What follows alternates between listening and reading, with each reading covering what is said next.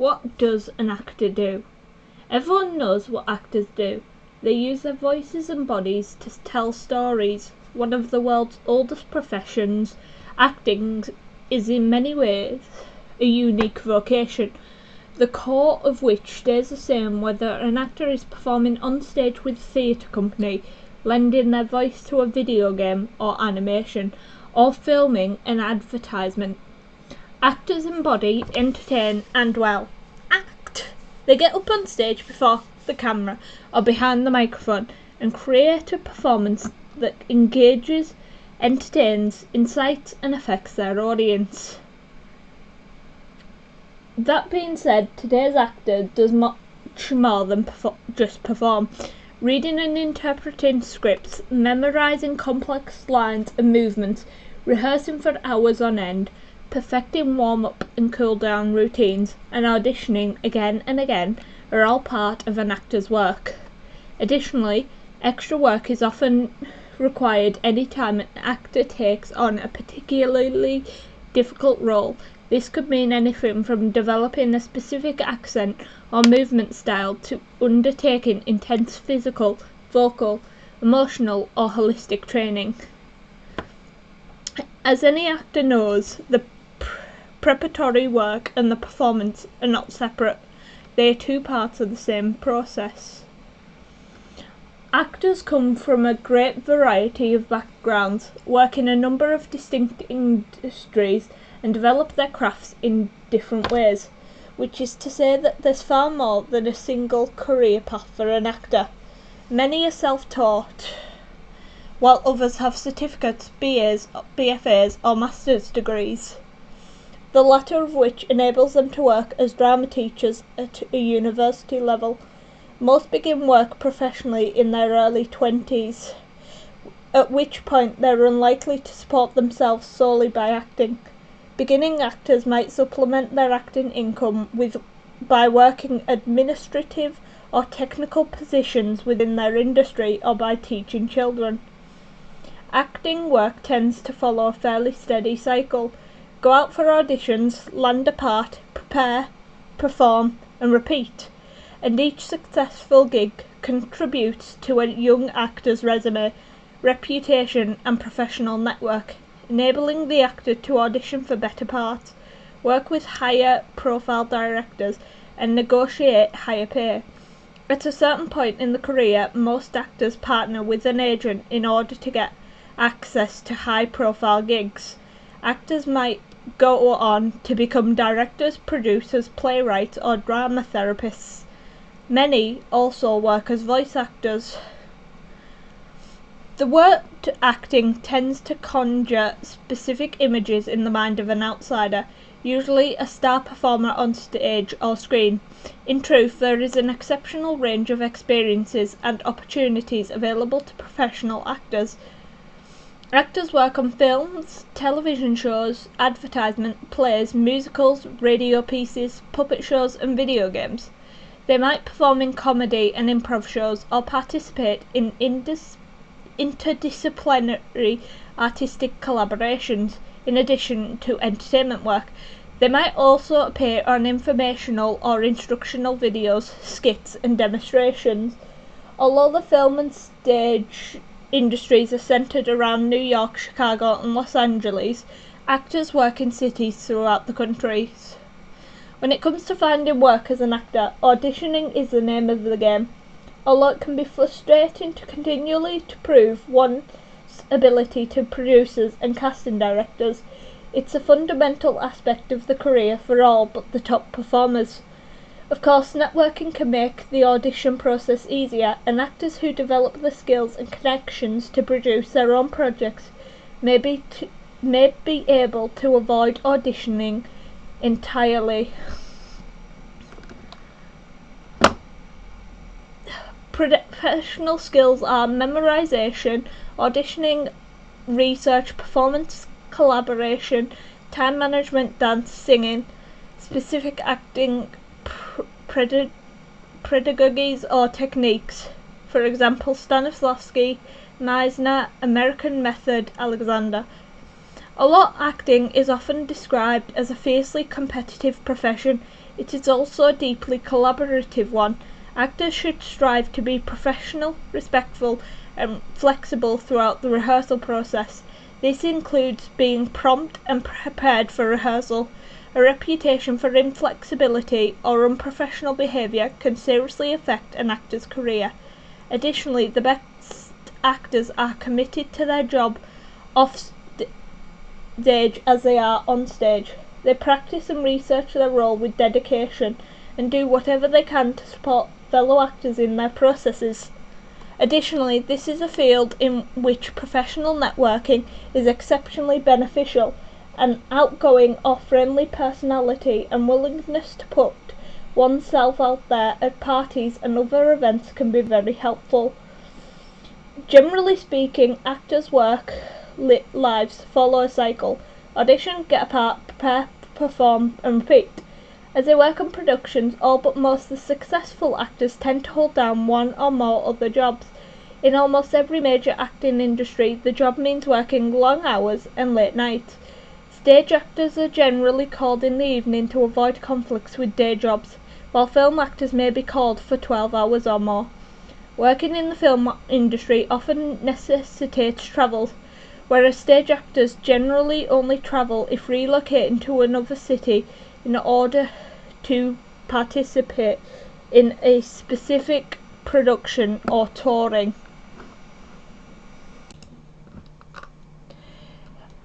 What does a choreographer do? In any performance or production that features stylized movement or dance, it's likely that a choreographer is involved. Choreographers work in many different settings, with professional dancers in companies with directors, actors or singers, in theatre, film and opera, and with producers of live events. On some projects, a choreographer may work mostly alone, creating a sequence of movement based on their own vision. On others, the choreographer must help realise a vision of the director or production team, a process that is highly collaborative and sometimes challenging. Either way, the primary job of a choreographer is to create a powerful, evocative and communicative movement sequences. The second job, no less important, is to communicate these movements to the movers, dancers, actors, etc., and in some cases work directly with them as a movement coach, shaping the performance. Because this is a highly interdisciplinary role, choreographers have to be fluent in a number of artistic disciplines. In the process of their work, they will likely collaborate with dance, theatre and film designers in the costume, set and lighting departments. They may also need to choreograph movement to match the work of a specific composer or artist, a skill that requires a nuanced understanding of and strong relationship with music. Many choreographers have a bachelor's degree in dance. Although a master's degree isn't often necessary to teach at a university level, choreographers often begin their careers as professional dancers, working as an assistant choreographer or in a similar position whenever possible. After they've gained some experience teaching movements to dancers, aspiring choreographers may begin working as associate choreographers, contributing their own movements to collaborative pieces or creating entire movement pieces independently. They may also be credited as dance directors on pieces without original movements, i.e. pre-existing dance pieces. Some choreographers go on to become creative directors of dance companies or similar institutions. A number also become dance professors or movement coaches. Anywhere there's an artistic production that needs dance or movement, there's work for a freelance choreographer. Finding that work is often a matter of building a strong relationships with local performing groups and developing a reputation as an effective choreographer. There are also often in-house positions for choreographers at dance companies and teaching positions at dance skills. Professional skills is dance movement, teaching, designing movement sequences, anatomy, physical fitness, verbal communications, creativity and inventiveness. Being a choreographer isn't just about being a trained dancer. Choreographers must have excellent teaching, communication, collaboration and leadership skills. They must also be musical, inventive, patient, and are willing to work on new movements for long hours alone. A certain level of artistic vision is essential, as the high-level choreographers may not have the opportunity to see their movement performed by dancers until it's too late to change it. As a freelance choreographer, flexibility and adaptability are crucial. Projects rarely come when it's convenient, often arriving in bursts, so freelance choreographers may need to pace themselves financially and artistically through slimmer seasons and ready to throw themselves into the work when it arrives. They may have to work part-time jobs to make ends meet, especially at the beginning of their careers. In-house choreographers, on the other hand, generally have regular schedules and a more financial stable situation. What does a costume designer do? Costume designers tell a story through clothing, using the language of fashion to help express aspects of a play or an opera setting, mood, and characters. The job is about much more than putting together a nice outfit, requiring a deep understanding of stage production, a thorough knowledge of fashion and costume history, and an eye for creating standout visual designs. With each wardrobe element and accessory, costume designers are bringing the characters and settings to life and immerse audience and actors in their time period, culture and world. A costume designer's job on a production generally begins with a close reading of the script, getting to know the roles and relationships of the principal characters, followed by initial meetings with the show's director, set designer, lighting designer, sound designer and other key figures as they nail down a vision for the show's design and direction. Then the costume designer begins researching designs, materials and colours popular in the period, as well as details like how they might signify a character's social class. Designers may have the assistance of a dramaturg in this process, or assign research topics to members of their costuming team. After completing research, costume designers use a combination of sketches, photos and digitally altered images to create a costume plot, a visual depiction of each character's costume, changes throughout the production and presented to the director and other members of the design team for feedback. Whether purchasing, creating or tailoring costume pieces, the costume designer is in charge of the costume team, budget and timeframe for the project. They also schedule fit-ins with the actors and oversee costume alterations and repairs, as well as providing actors with stage guidelines for their proper care. Costume designers who tend to have at least a bachelor's degree and at most a master's in costuming usually get their start as costume makers. They might begin by working on college or community productions or interning for university costume departments. From there they progress to become assistant designers. Successful costume designers might work with prestigious theatre companies on big budget productions, transition into designing costumes for films and TV shows, or lead the design of the entire concert and tours as live show designers. Most costume designers are freelancers who work on film, television, theatre and dance productions, although some do find full-time positions with large theatre or opera companies.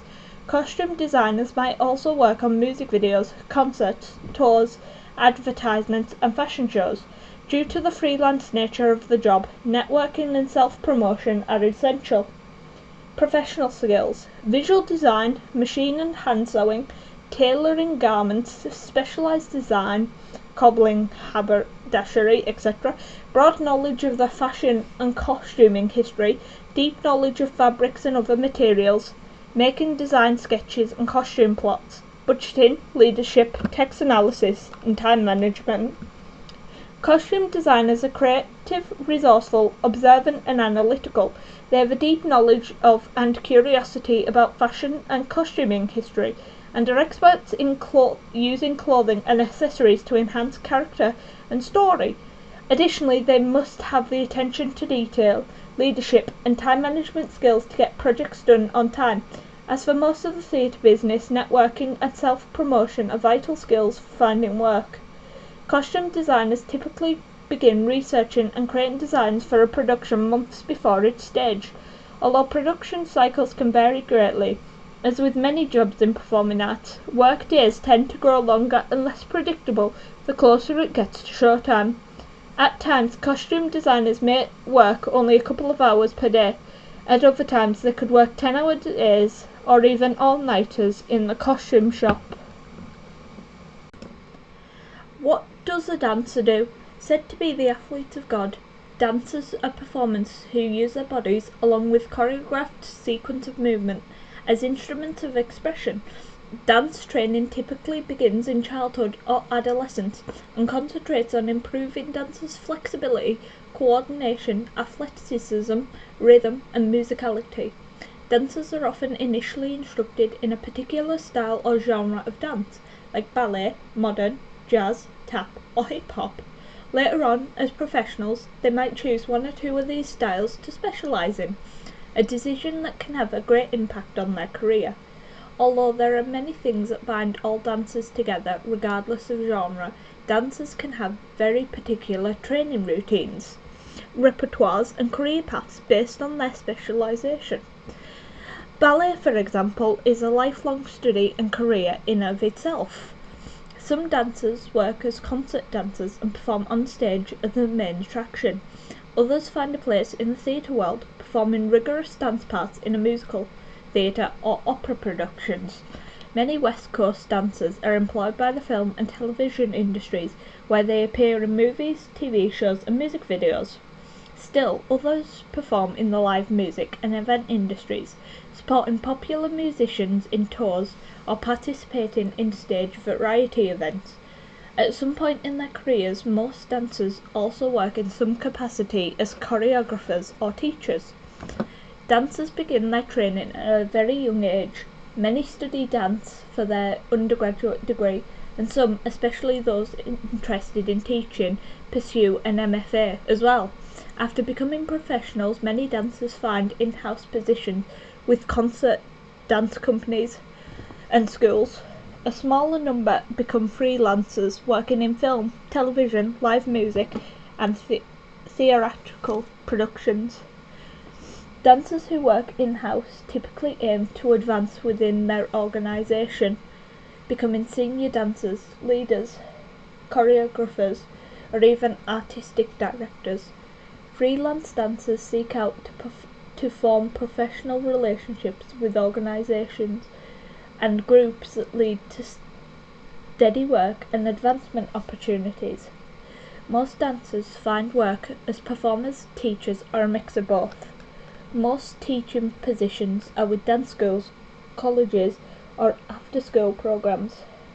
For freelance dancers, making a living can require some hustle, especially at the beginning. This could mean cold emailing or cold calling local dance groups to see if they need someone to fill in, auditioning for longer projects like national tours, or cobbling together small gigs and collaborations, student films, local events, etc. to see what sticks.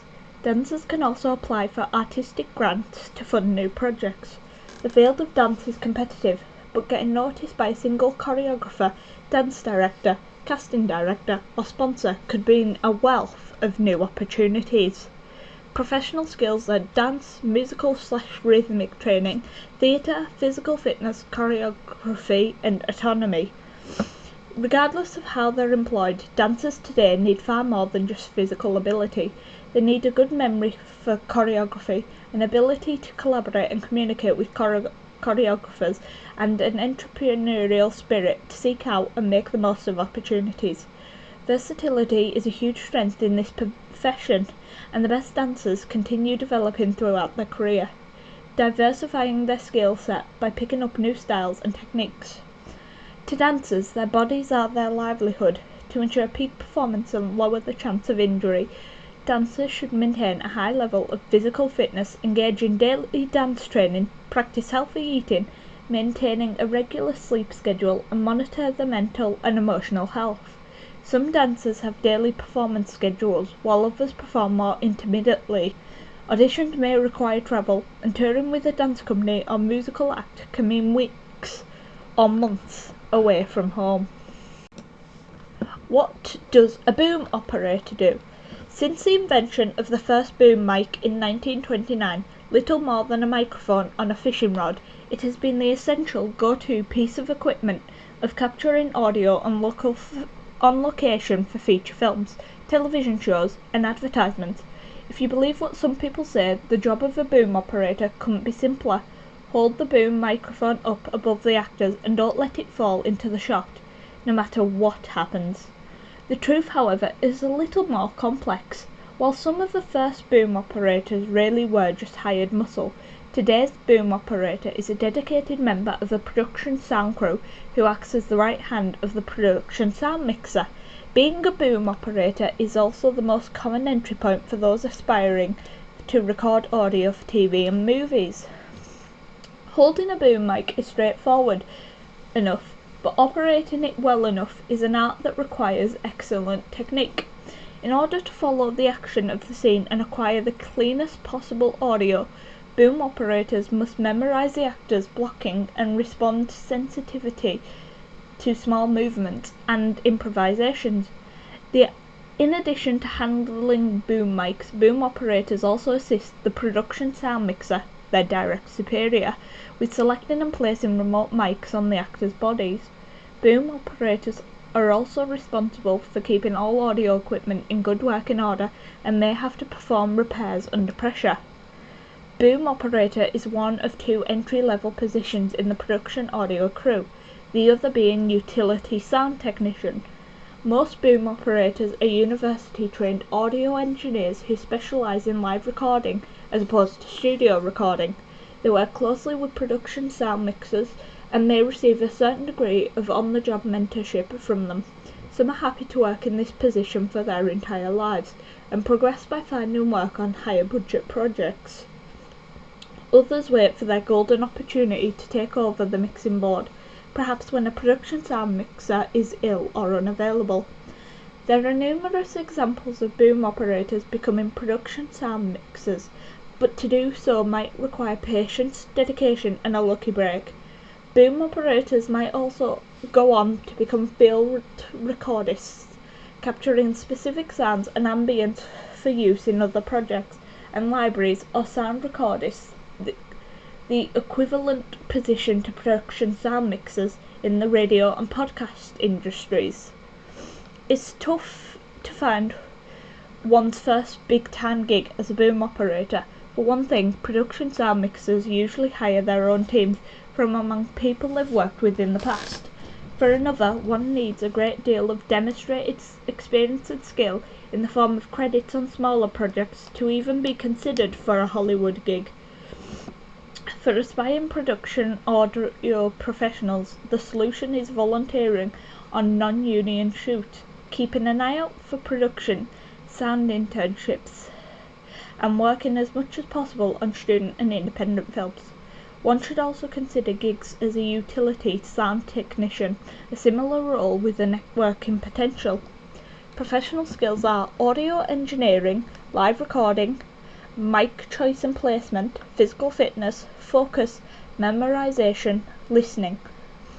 Film is a collaborative art and boom operators must strive in all ways to be easy to work with. Arguments and interpersonal friction can make a 12-hour shoot feel even longer than it already is.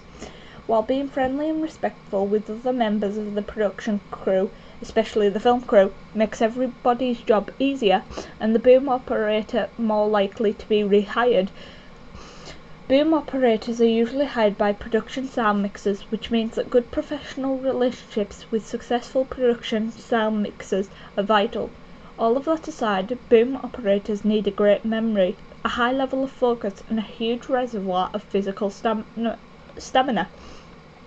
Most boom operators are freelance, although some are employed by Hollywood sound houses in the production sound crew. When shooting on a project, boom operators may spend more than 14 hours each day on location, alternatively working and waiting around. Repeating this process every day for several weeks or even months On the other hand, boom operators can also go for weeks or months between gigs, during which time they may need to find alternative sources of income. Establishing a consistent flow of work is vital to success. Boom operators may need a vehicle to get to their gigs, particularly in spread out Los Angeles. Additionally, plane travel, domestic or international, and weeks away from home are necessary for many gigs, especially in the film industry. What does a broadcast engineer do? Broadcast engineers play an integral role in the radio and television industries, where they're responsible for keeping scheduled broadcasts running, setting up live broadcasts in the film or studio, maintaining and updating broadcasting hardware and software, and addressing broadcasting problems as they arrive. Historically, electrical engineers with major problem-solving skills. Today's broadcast engineers also incorporate computer engineering skills in order to configure tools and software for broadcasting or to manage live web broadcasts. Because broadcasting systems have become highly reliable and automated over time, broadcast engineer positions have become less about maintaining everyday broadcasting operations and more about troubleshooting major or minor problems when they arise, maintaining or improving the equipment, and preparing for outside broadcasts. A broadcast engineer for a major news channel might be quite frequently engaged with setting up and improving links between outside broadcasts and studio ones. On the other hand, a broadcast engineer for a music-oriented radio station might not have a lot to do when things are running smoothly, but likely sets up the occasional live concert broadcasts and work furiously when the broadcast encounters problems. Depending on their skill and the resources of their employers, broadcast engineers also sometimes pick up a bit of recording, mixing or editing as part of their duties. Broadcast engineers usually possess a bachelor's degree or higher in electrical engineering, computer engineering or broadcast/communications technology. Most get started by landing internships, which can lead to a position as an assistant broadcasting engineer. From there, it's possible to move up the ladder to chief broadcast engineer or find self-employment as a consultant or independent contractor.